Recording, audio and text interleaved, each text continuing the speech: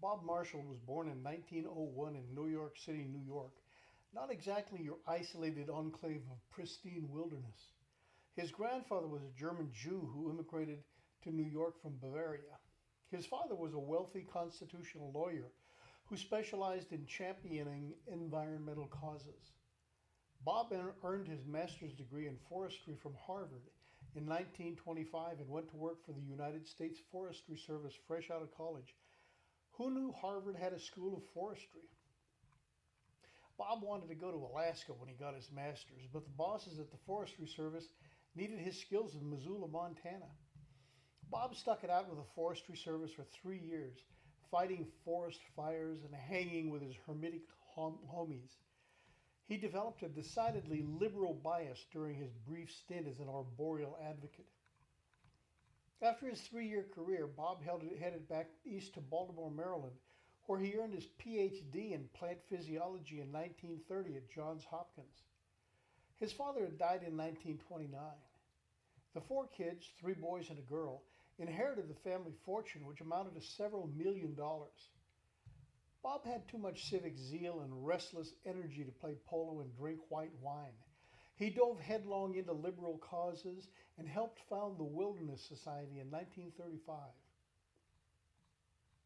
Bob died in 1939 from heart failure at the ripe old age of 38 while he was riding the midnight train from Washington, D.C. to New York.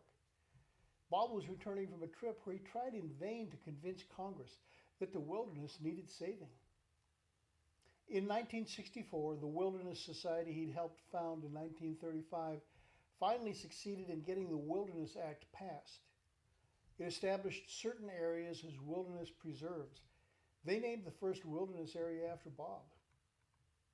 The Bob Marshall Wilderness Area in Montana is a few miles south of Glacier National Park in the western part of the state of Montana.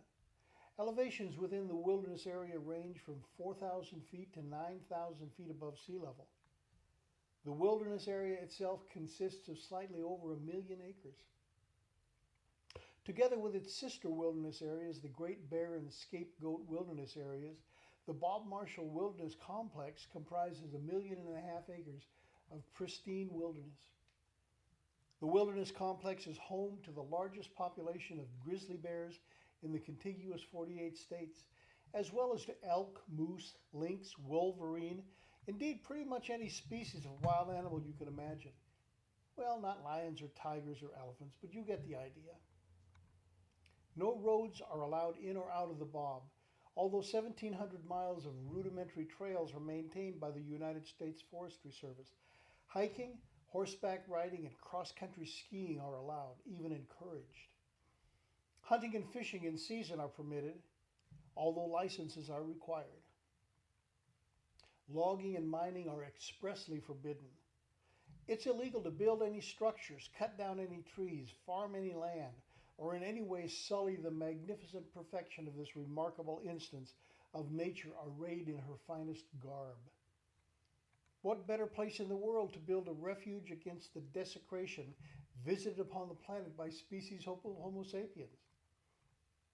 Meanwhile, back at the bed and breakfast, Amelie had just served a hearty breakfast to Tom Morgan and his buddy and fellow orchestrator, Franklin Maxwell. Frank was originally from Dayton, Ohio, although these days he made his home in Canoga Park, California. His father was a highly paid senior executive at an aerospace company. Frank was currently on an extended leave of absence from his dad's company. He'd gotten caught up in a Me Too contretemps that so far had cost the company $500,000. His father was not amused.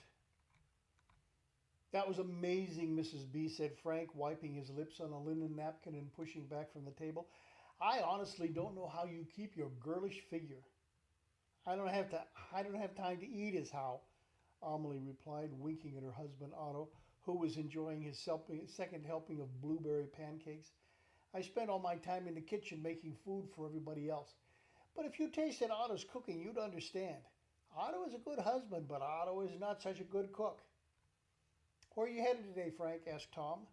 "I had a terrible day yesterday. I contacted 5 families in Seattle and didn't get a firm commitment from any of them. It wasn't even worth my while to drive up." I'm going to head down to Eugene, said Frank. I need to see some folks who own a bunch of lumber mills. They pre qualified on paper, but the financials they submitted are 3 years old. I want to make sure they're still on target. I've been thinking maybe we need to change the sales pitch. I'm not sure what you mean, said Tom, glancing at Otto and Amelie. Don't worry about talking shop in front of the Bumgartners. They've been cleared by Dad.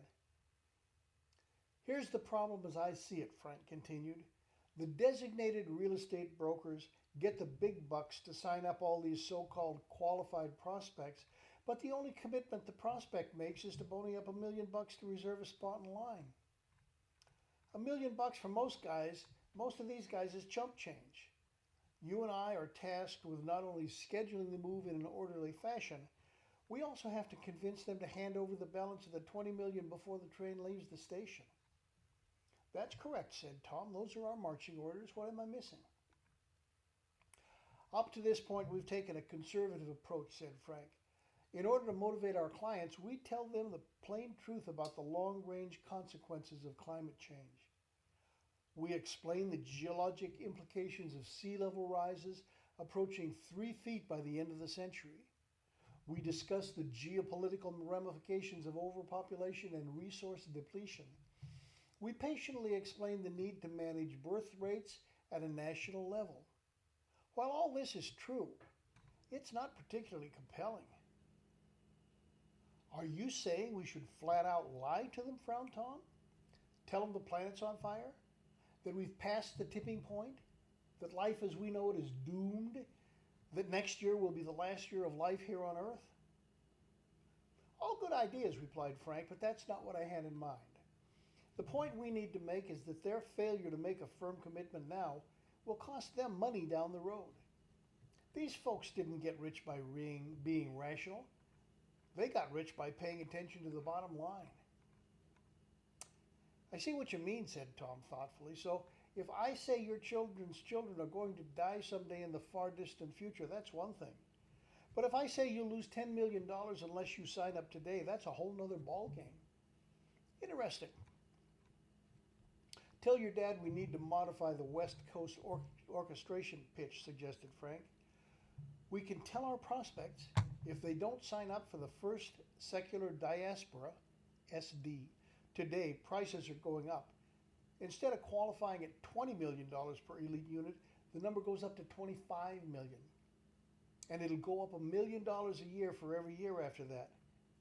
And tell them our target for first SD slots is already 60% committed. Whoa, said Tom. I can see bumping the entry price every year. That makes sense. Even bumping it $5 million the first year. But the bit about our slots being 60% filled is nonsense. Not true, my friend, smiled Frank. How many elites are we planning to relocate to Sanctuary during the first SD? Let's see, said Tom. The governors expect 10% of qualified prospects to be in the first SD. That's 33,000 bodies. Figure 4 to a family, that's 8,250 families. We have 10 teams, so that's 825 families per team. He nodded to himself, counting on his fingers. We have 6 months to complete our task, so that's 200 families per team per month. Our full team will be 6, so that's 30 families a month for each team member. 1 a day. I've been working on this for 5 days and I've only signed up 3 families. And 2 of them are contingent on being able to sell their houses in Woodside, California. I'm already running behind and you haven't even gotten started. How does that even come close to 60%? Okay, let's boil it down, said Frank with a smug smile. Your quota is 30 slots a month. That's 1 slot a day. You've been working 5 days. You have 3 commitments. That's 60%. Tom shook his head in amazement, but you could tell Frank had made his point. But that's the stick, said Frank, warming to his topic. Let's talk about the carrot. What can they get in Sanctuary they can't get in the outside world? You mean down the road? Asked Tom, perplexed. I'll be honest. The first few years it'll be chaos. That's a promise. But down the road? Security? No, these people have plenty of security now. Opulent surroundings? I wouldn't call living in an underground cave opulent, even if it's as comfy as we can make it given our constraints. Servants? Most of these folks have hired help to burn. What about the fun games parlors? Asked Frank. The pornitariums and compotoriums. I hadn't thought about those, admitted Tom. Both of them have been designed to satisfy social engineering objectives, but I suppose you could think of them as having a certain salacious appeal. What's a pornitarium? Asked Otto with a twinkle in his eye. In order to control the population inside Sanctuary, random pregnancies won't be tolerated, explained Tom. Scheduled instances of repopulation will be entirely in vitro and extra utero. Accidental or intentional human female conceptions will be terminated in the first trimester. That means limiting sexual interaction between the genders.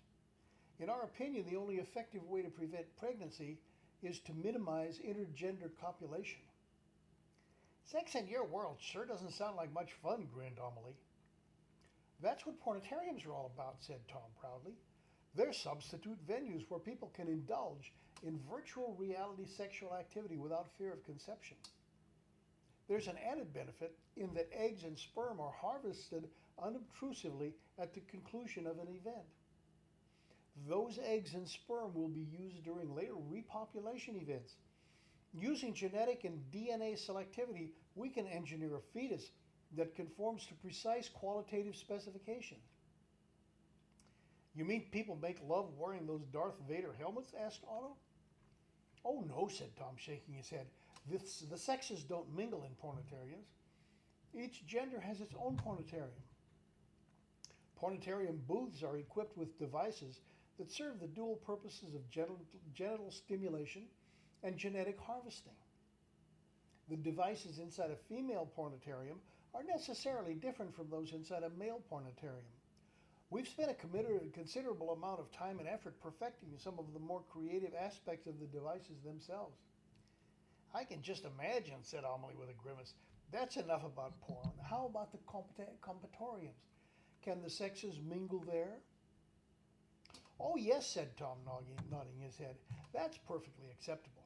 Compotoriums are like sports venues, except the games take place on screen. We'll have a variety of sporting choices available. Bowling, golf, billiards, archery, target practice, racquetball, and tennis will all be offered as virtual choices at the compotorium.